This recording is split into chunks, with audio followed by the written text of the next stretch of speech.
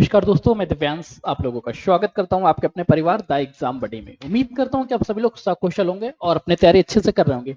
Daily current affairs के इस session में हम लोग कवर करते हैं राष्ट्रीय, अंतर्राष्ट्रीय और उत्तर प्रदेश स्पेशल के उन सभी करंट अफेयर्स के क्वेश्चंस को जो आपके कॉम्पिटिटिव एग्जाम्स के लिए अत्यंत महत्वपूर्ण होने वाली है। आप चाहे यूपी ट्रिपल एससी की तैयारी कर रहे हो, चाहे आपका एसएससी का पेपर हो, bank, railway, UP police, defence, यहाँ पे बेटा यूपी में होने वाले हर एक एग्जाम्स को कवर किया जाएगा क्योंकि यूपी स्पेशल बहुत जरूरी है। तो चलिए इस सेशन को स्टार्ट करते हैं। मन में कोई क्वेश्चन डाउट उत्पन्न होता है कमेंट सेशन में। आप बेटा आप दो काम कर सकते हैं। अगर आप चाहते हैं इस पेपर का टेस्ट पेपर देना, देखो बेटा सीधी चीज है कि क्वेश्चन तो आप कर रहे हैं पर क्या क्वेश्चन से आपकी तैयारी भी हुई अच्छे से? तो बेटा एक काम करना, द एग्जाम्स बडी नाम का एप्लीकेशन डाउनलोड कर लेना। इसका लिंक बेटा आपको डिस्क्रिप्शन में मिल जाएगा या बेटा मैं पिन कमेंट भी कर दूंगा। इसके अंदर बेटा एक फ्री कोर्स सेशन होगा, फ्री कोर्स में जाना। फ्री कोर्स के अंदर बेटा आपको मिल जाएगा daily current affairs. Daily current affairs section के अंदर इसकी बेटा आपको पीडीएफ भी मिल जाएगी, वीडियो क्लास भी मिल जाएगी। साथ ही साथ पीडीएफ वीडियो क्लास के साथ ही साथ आप लोगों को क्वेश्चन, जो बेटा ये क्वेश्चन एज अ एमसीक्यूज मिल जाएंगे। जैसे बेटा ये पहला क्वेश्चन ऐसा लिखा होगा, हाल ही में drugs controller general of India DGCI ने भारत की पहली डेंगू वैक्सीन को 4 से 60 वर्ष आयु वर्ग के लिए मंजूरी दी है। उस वैक्सीन का क्या नाम है? ये ऐसा सेम टू सेम बेटा क्वेश्चन मिल जाएगा। आप एबीसीडी में ऑप्शन लगा सकते हैं। हाँ, ये ऑप्शन हमेशा उसमें स्विच होते रहेंगे, लेफ्ट राइट ऊपर नीचे होते रहेंगे। अब बेटा देखो ऑप्शन है, डीजीसीए ने सॉरी डीजी डीसीजीआई ने भारत की पहली डेंगू वैक्सीन को 4 से 60 वर्ष आयु के लिए मंजूरी दी है। इस वैक्सीन का बेटा क्या नाम है? डेंग वाक्सीन, क्यूडुइनेंजा टीवी003 या बेटा जेडवाई को वी जेड, या इनमें से कोई नहीं। बेटा ध्यान रखो, डीजीसीआई ने जापानी फार्मा कंपनी, बेटा कहां की कंपनी है? जापानी फार्मा कंपनी तकेड़ा की क्यूडिजिन, जिसको टेक 003 नाम से जाना जाएगा, वैक्सीन को भारत में आपातकालीन उपयोग की मंजूरी दे दी है। यह बेटा क्या है? यह लाइव अटेंडेंट लाइव अटेंडेंट, देखो बेटा सीधी चीज है, मुझे केमिकल नाम इतने अच्छे से नहीं याद होते हैं। हम लोगों को सिर्फ करंट अफेयर्स की दृष्टि से देखना है कि जापानी कंपनी तकेडा, जिसने बेटा वैक्सीन बनाई टेक 003 या क्यूडू इंजा, इसको भारत में मंजूरी मिल गई है। अब ये भारत में जो डेंगू के मामले हैं उनकी रोकथाम के लिए दी जाएगी। डेंगेंजा है कि बेटा विश्व की पहली डेंगू वैक्सीन थी, लेकिन भारत में अभी तक इसे स्वीकृति नहीं मिली थी। भारत में इसको बेटा हाल ही में स्वीकृति मिली है। आपसे क्वेश्चन ये भी पूछ सकता है, विश्व की पहली डेंगू की वैक्सीन किसने बनाई? तो वो बनाई थी तकेडा नामक फार्मा कंपनी ने, जो कि जापान की है। उस वैक्सीन का नाम है क्यूडीईएनजा, क्यूडेंजा। और भारत में इसको टेक 003 के नाम से लॉन्च कर दिया गया। अर्थात पहले का ऑप्शन क्या रहा? पहले का ऑप्शन नंबर बी बिल्कुल सही रहा।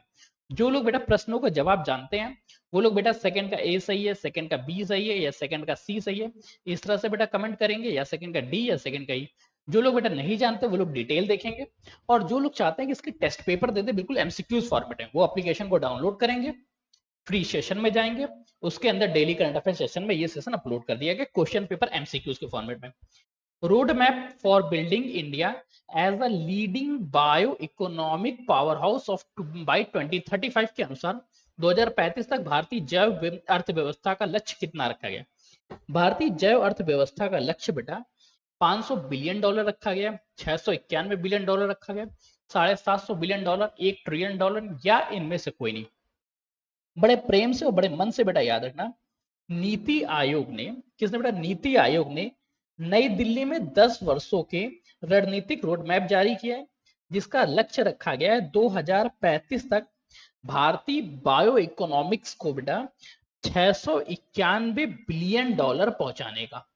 कितना पहुंचाना है? $691 बिलियन। केंद्रीय विज्ञान एवं प्रौद्योगिकी मंत्रालय के सहयोग से इस रोड मैप को तैयार किया गया। 6 राष्ट्रीय बायो मिशन का रखने का प्रस्ताव दिया गया। अनुसंधान व नवाचार को बढ़ावा देने के लिए 50,000 करोड़ का बायो इकोनॉमिक ग्रोथ फंड बढ़ाने की सिफारिश की है। ऑप्शंस क्या रहा है बेटा? ऑप्शन नंबर हमारा बी बिल्कुल सही हो गया।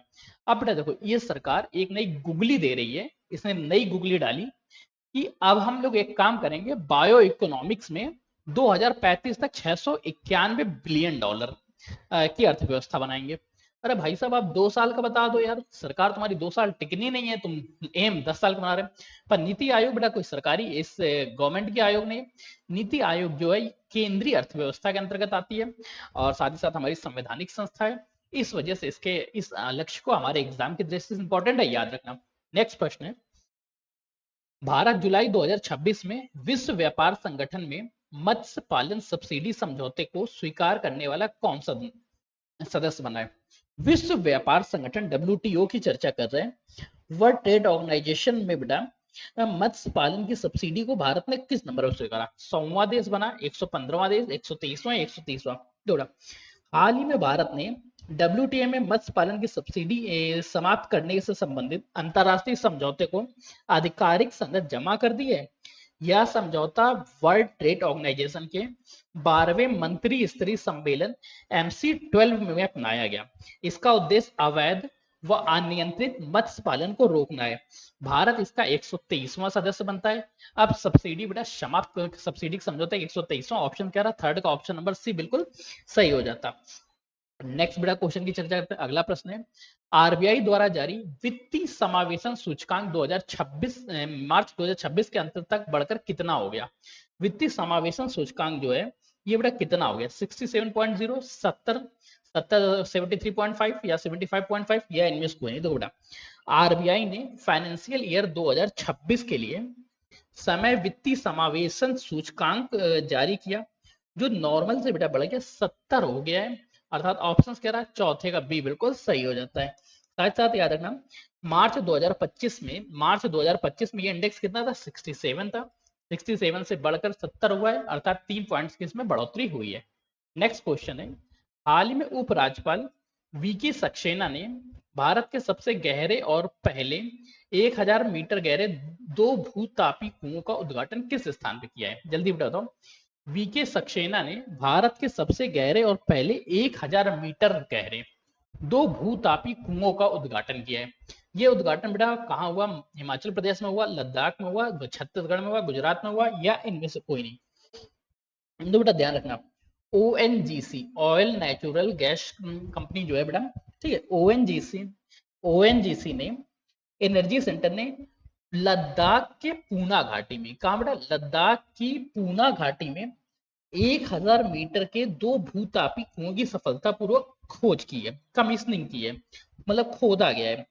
यह परियोजना समुद्र तल से 14,000 फीट की अधिक की हाइट में स्थित 1 मेगावाट बिजली उत्पादन के पावर प्लांट से संबंधित है।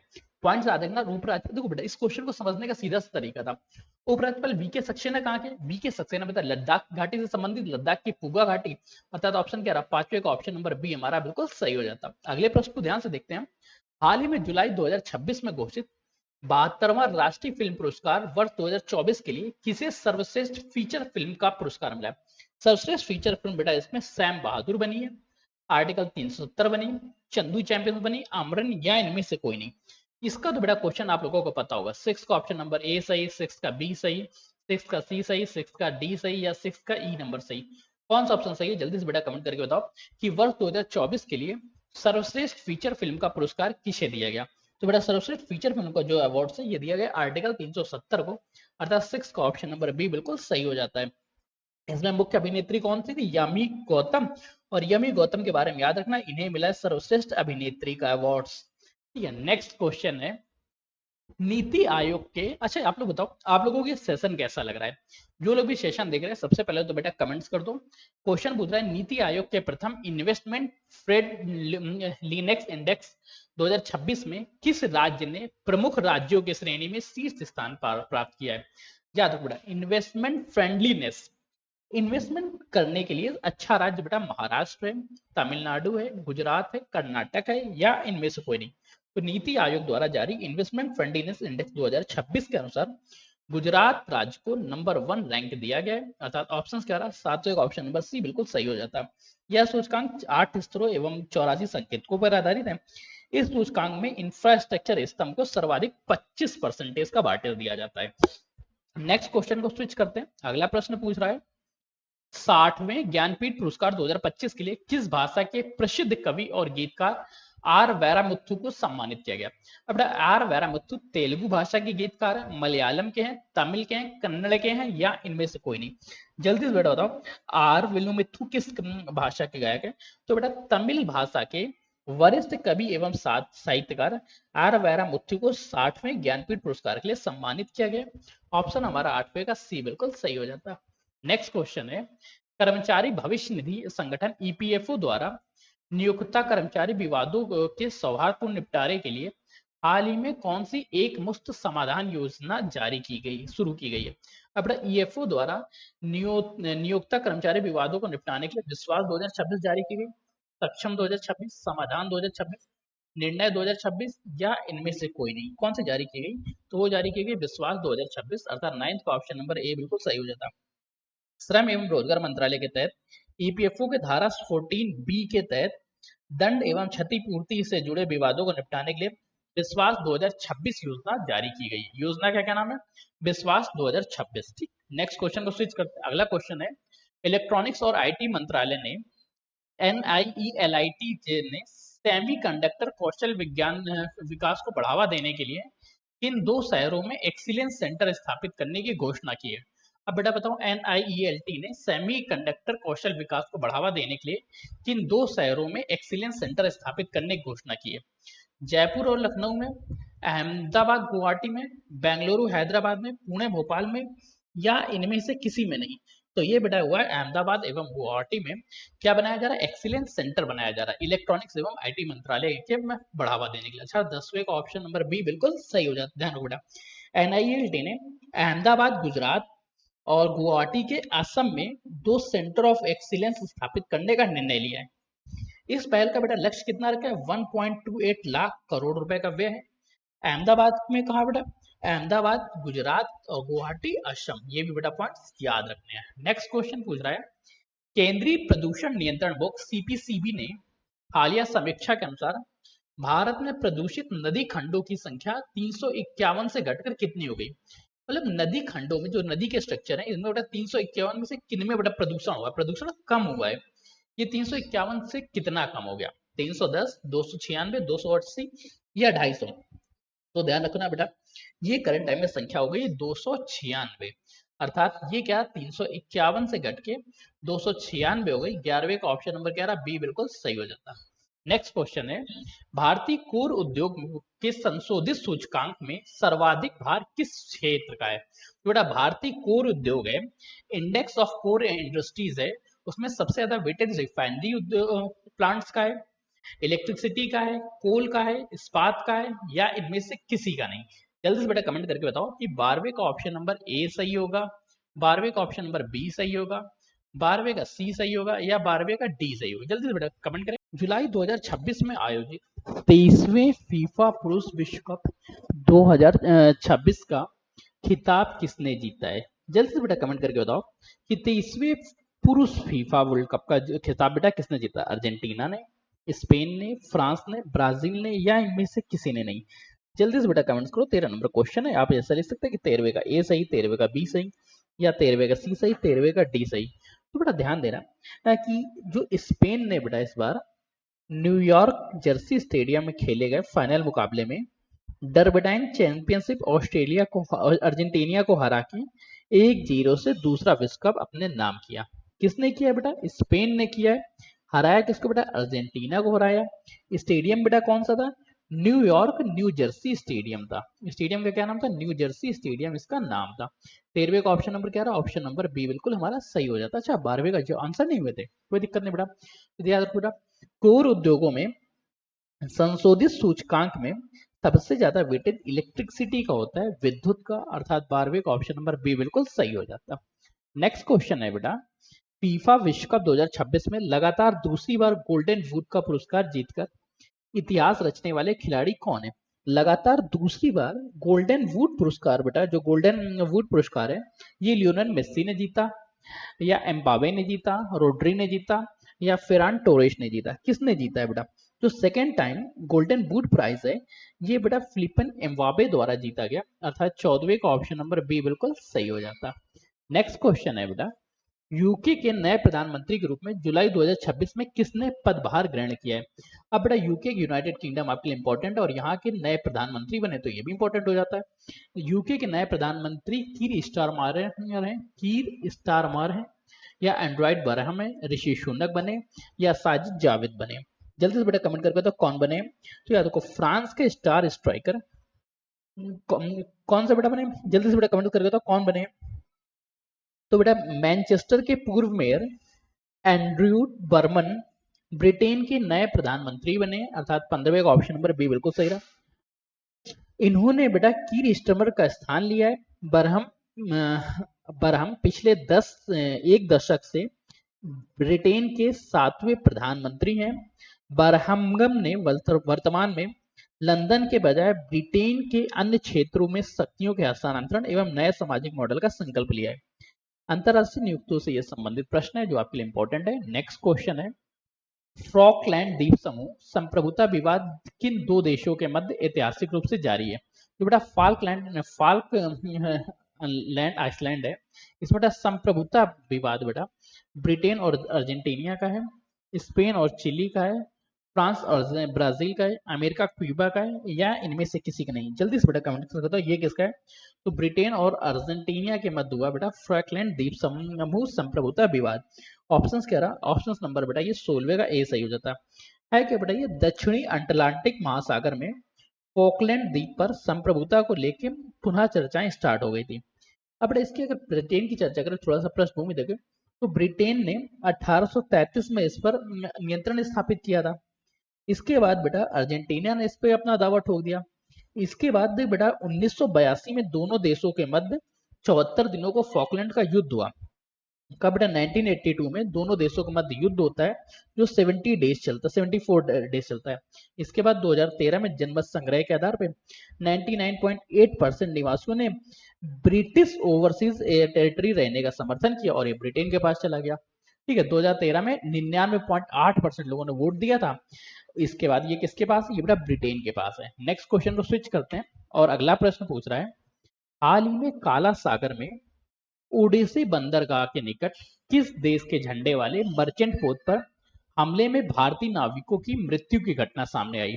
अब बेटा काला सागर जो ब्लैक सी के पास बेटा ओडेसी बंदरगाह के निकट बेटा भारतीय नाविकों की मौत की घटना सामने आई। ये बेटा यूक्रेन, रूस, टर्की, रोमानिया, या इनमें से कोई नहीं। एक हमारे यहाँ की सर्वशक्तिमान शक्ति है, उसने बेटा इस विषय में कुछ भी नहीं बोला। यूक्रेन के अंडासा बंदरगाह उडोसी का बेटा यूक्रेन के ओडेशा बंदरगाह में व्यापारिक जहाज पर हुए हमले में 4 भारतीय नाविकों की मौत हो गई।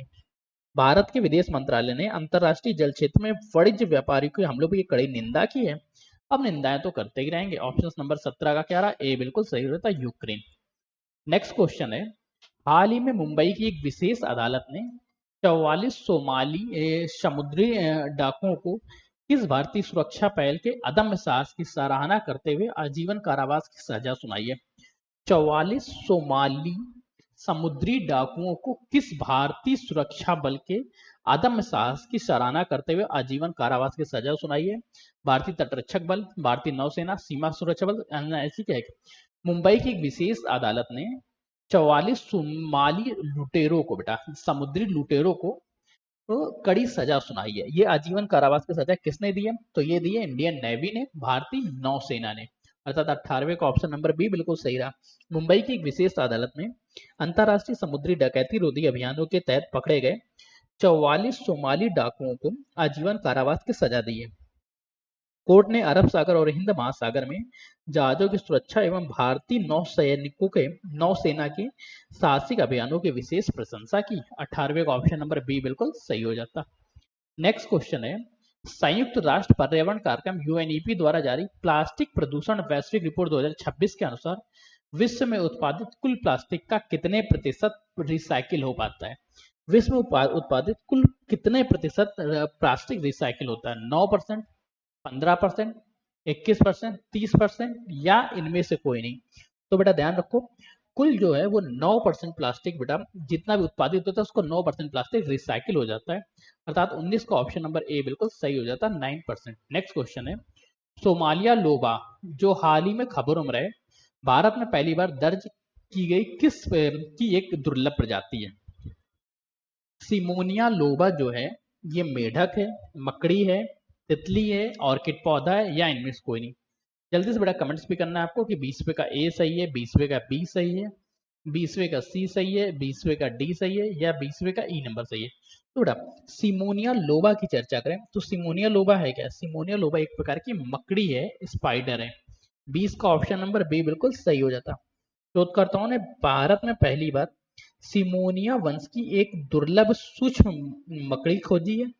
यह एक शंकु के आकार की होती है जो जाल बनाकर शिकार करने के लिए रे स्पाइडर प्रजाति की है। अब बेटा इसका साथ ही साथ वैज्ञानिक नाम याद रखना। वैज्ञानिक नाम आपको याद रखने में थोड़ा सा दिक्कत होगी। याद रखो हामाटालिवा, क्या बेटा? हामाटालिवा पापीकोंडा, हामाटालिवा पापीकोंडा। ठीक है, स्पेलिंग क्या? HAMATALIW, हेमाटालिया पापीकोंडा। ठीक है, ये इसका वैज्ञानिक नाम है। नेक्स्ट क्वेश्चन स्विच करते हैं। उत्तर प्रदेश कैबिनेट ने मेधावी छात्राओं को मुफ्त स्कूटर देने के लिए, यहाँ से बेटा केवल यूपी के स्पेशल करंट अफेयर से स्टार्ट होते हैं। अगर आप उत्तर प्रदेश के एग्जाम्स की तैयारी कर रहे हैं तो यहाँ के बाद आपके लिए बहुत इंपॉर्टेंट हो जाता है। अगर आप यूपी के एग्जाम्स की तैयारी नहीं कर रहे तो यहाँ से आप थोड़ा सा स्किप कर सकते हैं। पर करंट अफेयर्स की दृष्टि से नहीं, करंट अफेयर्स किसी भी स्टेट्स को आपको पढ़ना चाहिए, आपके एग्जाम्स में पूछे ही जाएंगे। क्वेश्चन है बेटा, उत्तर प्रदेश कैबिनेट ने मेधावी छात्राओं को मुफ्त स्कूटर प्रदान करने के लिए हाल ही में किस योजना के दिशा निर्देशन की मंजूरी दी है? रानी लक्ष्मीबाई स्कूटी योजना, कस्तूरबा गांधी सावित्रीबाई उत्तर प्रदेश कन्या विद्याधन योजना, या इनमें से कोई नहीं? तो याद रखो उत्तर प्रदेश के कैबिनेट ने 21 जुलाई 2026 को रानी लक्ष्मीबाई स्कूटी योजना प्रस्तावित की, अर्थात 21वें का ऑप्शन नंबर ए हमारा बिल्कुल सही हो जाता। कब हुई बेटा? 21 जुलाई को भी हुआ, इसलिए और इंपॉर्टेंट हो जाता है। नेक्स्ट क्वेश्चन है, सर्वोच्च न्यायालय ने हाल ही में उत्तर प्रदेश सरकार की 1510 करोड़ की कुकरेल नाइट सफारी परियोजना को किस जिले में स्थापित करने की मंजूरी दी है? कुकरेल नाइट सफारी बेटा कानपुर में स्थापित हो रही है, वाराणसी में, लखनऊ में, प्रयागराज में, या इनमें से कहीं नहीं? थोड़ा बड़े प्रेम से ध्यान रखना, जो कुकरेल नाइट सफारी है इसकी स्थापना बेटा लखनऊ में की जा रही है। ऑप्शन क्या रहा? 22 का सी बिल्कुल सही वही हो जाता। इसकी लागत है 15,510 करोड़ रुपए। नाइट सफारी जो है ये बेटा डेजू परियोजना के तहत ये दिन और रात दोनों में चलेगी। भारत की पहली नाइट सफारी होगी जो सिंगापुर, थाईलैंड, चीन और इंडोनेशिया के बाद विश्व की 5वीं नाइट सफारी होगी। विश्व की 5वीं नाइट सफारी इसलिए बेटा, और इसके बारे में याद रखना, इसके तहत बेटा 855 एकड़ के 2 चरणों में फेज 1 और फेज 2 के तहत बेटा इसका निर्माण किया जा रहा है। ये केवल जो जू है उसी जू में बेटा नाइट सफारी का भी निर्माण किया जा रहा है। नेक्स्ट क्वेश्चन है, कुकरेल घड़ियाल पुनर्वास केंद्र जो लखनऊ में कुकरेल नदी पर स्थित है, इसकी स्थापना कब हुई थी? कुकरेल घड़ियाल पुनर्वास की स्थापना 1968 में हुई थी, 1975 में, 1982 या 1990, या इनमें से कभी नहीं? याद रखो बेटा कुकरेल नाइट सफारी जो सुप्रीम कोर्ट की मंजूरी मिलने के बाद ऐतिहासिक कुकरेल घड़ियाल केंद्र चर्चा में आया हुआ है। ये बेटा घड़ियालों के संरक्षण एवं उनके प्रजनन केंद्र के तौर पे है। इसकी स्थापना सन 1975 में हुई थी। कुकरेल नदी गोमती नदी की एक सहायक नदी है जिसके तट पे 1950 में अधिसूचित कुकरेल रिजर्व फॉरेस्ट बनाया गया था। अब बेटा गोमती नदी में घड़ियाल पाए जाते हैं, ये भी आपका क्वेश्चन यहाँ से सही हो गया। कुकरेल नदी किसकी सहायक है? कुकरेल नदी बेटा गोमती नदी की सहायक नदी है। नेक्स्ट क्वेश्चन है, महान स्वतंत्रता सेनानी मंगल पांडे को का जन्म उत्तर प्रदेश के किस जिले में हुआ था जिनकी जयंती हाल ही में प्रधानमंत्री नरेंद्र मोदी ने श्रद्धांजलि अर्पित की है? अब बेटा याद रखो मंगल पांडे जी का जन्म मेरठ में हुआ था, बलिया में, गाजीपुर में, या अयोध्या में? तो मंगल पांडे जी का जन्म 19 जुलाई को हुआ था, और 19 जुलाई को अमर शहीद मंगल पांडे जयंती भी मनाई जाती है। इनका जन्म कहाँ हुआ? बलिया में। 24 का ऑप्शन नंबर बी बिल्कुल सही हो जाता। अगला प्रश्न है, उत्तर प्रदेश के किस शहर में सिट्रस एंड सब ट्रॉपिकल फ्रूट्स नींबू वर्गीय उपोष्ण कटिबंधीय फल के लिए सेंटर ऑफ एक्सीलेंस संचालित किया जा रहा है? नींबू वर्गीय एवं उपोष्ण कटिबंधीय फल के लिए सेंटर ऑफ एक्सीलेंस बेटा कहाँ स्थापित किया जा रहा है? बस्ती में, कन्नौज में, सहारनपुर, आजमगढ़, या इनमें से कहीं पे नहीं? तो बेटा इसकी स्थापना की जा रही है सहारनपुर में। ऑप्शन कह रहा 25 का सी बिल्कुल सही हो जाता, सहारनपुर। नेक्स्ट बेटा क्वेश्चन है, उत्तर प्रदेश बायो एनर्जी नीति के तहत राज्य में कंप्रेस्ड बायोगैस सीबीजी संयंत्र स्थापित करने के लिए राज्य सरकार द्वारा अधिकतम कितनी सब्सिडी दी जाती है? कंप्रेस्ड बायोगैस संयंत्र स्थापित करने के लिए 5 करोड़ सब्सिडी, 10 करोड़, 20 करोड़ या 50 करोड़ या इनमें से बिल्कुल नहीं। तो बेटा ये सब्सिडी दी जाती है 20 करोड़ की। ऑप्शन कह रहा है 26 का सी बिल्कुल सही हो जाता है, 20 करोड़ की सब्सिडी। नेक्स्ट क्वेश्चन है, उत्तर प्रदेश राज्य सरकार ने राज्य को 1 ट्रिलियन अर्थव्यवस्था बनाने के लक्ष्य के तहत किस क्षेत्र में ग्रोथ इंजन के रूप में चिन्हित कर बुंदेलखंड एक्सप्रेसवे के किनारे विशेष औद्योगिक गलियारा विकसित करने का निर्णय लिया है? 1 ट्रिलियन अर्थव्यवस्था बनाने के लक्ष्य के साथ किस क्षेत्र को बेटा ग्रोथ इंजन के रूप में चिन्हित किया गया? चित्रकूट औद्योगिक क्षेत्र, ईडा विकास केंद्र, बीडा गीडा या इनमें से कोई नहीं। जल्दी से बेटा कमेंट्स करके बताओ तो ये किसके लिए चिन्हित किया गया? तो ये चिन्हित किया है बीडा बुंदेलखंड औद्योगिक विकास प्राधिकरण। 27 का ऑप्शन नंबर सी बिल्कुल सही हो जाता है। नेक्स्ट क्वेश्चन है, उत्तर प्रदेश ने हाल ही में हम उत्तर प्रदेश के किस जिले को हाल ही में जीआई टैग प्राप्त संभल हॉर्न क्राफ्ट के विपणन हेतु एक जिला एक उत्पाद के तहत नई निर्यात प्रोत्साहन योजना में शामिल किया गया? न्यू एक्सपोर्ट स्कीम जो है इसके तहत बेटा संभल हॉर्न क्राफ्ट के विपणन के लिए एक जिला एक उत्पाद के तहत नई प्रोत्साहन योजना में किसे शामिल किया गया? प्रश्न इतना नहीं याद हो रहा तो बस इतना से याद रखो, सींग शिल्प कहाँ का है? अमरोहा का है, संभल का है, मुरादाबाद का, रामपुर का? किसका है बेटा? जो बेटा सींग शिल्प है ये बेटा कहाँ का है? जल्दी से बेटा कमेंट करके बताओ ये कहाँ का है? तो सींग शिल्प बेटा संभल का है। ऑप्शन कह रहा 28 का बी नंबर बिल्कुल सही हो जाता, सींग शिल्प। नेक्स्ट क्वेश्चन है, उत्तर प्रदेश के किस धार्मिक पर्यटन स्थल पे हाल ही में जल कीर्णा एवं रिवर फ्रंट परियोजना को बढ़ावा देने के लिए निषाद राज क्रूज सेवा प्रारंभ की गई? निषाद राज क्रूज सेवा जो है वो मथुरा में प्रारंभ हुई, प्रयागराज में प्रारंभ हुई, संगेश्वर प्रयागराज में, अयोध्या में या इनमें से कोई नहीं। महाकुंभ की तैयारियों के तहत संग्रेश्वरपुरम धाम पे निषाद राज कूच परियोजना का संचालन किया गया, अर्थात 29 का ऑप्शन नंबर सी बिल्कुल सही रहा। सरकार फिर से बेटा प्रयागराज में महाकुंभ की तैयारी में लग गई है। नेक्स्ट क्वेश्चन है, उत्तर प्रदेश जिले के किस जिले में देश का पहला महिला प्रांतीय सशस्त्र कांस्टेबलरी बटालियन उदा देवी के नाम से स्थापित किया गया? ये बेटा गोरखपुर में स्थापित किया गया, बदायूं में, लखनऊ में या वाराणसी में? कहाँ पे स्थापित किया गया? तो बेटा इसकी स्थापना लखनऊ में हुई है। ऑप्शन कह रहा 30 का सी नंबर बिल्कुल सही हो जाता। तो बेटा ये महत्वपूर्ण प्रश्नों की श्रृंखला थी। साथ ही साथ बेटा अगर आप लोग उत्तर प्रदेश में किसी भी एग्जाम्स की तैयारी कर रहे हैं, आपको बेटा एक बार हमारा एप्लीकेशन द एग्जाम से बड़ी को विजिट करना चाहिए। अगर आप इसका टेस्ट पेपर देना चाहते हो तो एग्जाम बड़ी एप्लीकेशन को विजिट करिएगा, वहाँ पे फ्री कोर्सेज का सेशन मिलेगा। फ्री कोर्सेज में आपको मिल जाएगा daily current affair session. Daily current affairs में इस टेस्ट को बेटा एज ए एमसीक्यूज भी देके देखिए। तो सेशन को यही रख रहे हैं, तब तक कीप स्टडी, कीप स्माइलिंग, पढ़ते रहिए, मुस्कुराते रहिए। पढ़ाई मुस्कुराहट एक साथ अच्छी लगती है, अकेले में दोनों या दोनों। तब तक के लिए धन्यवाद दोस्तों।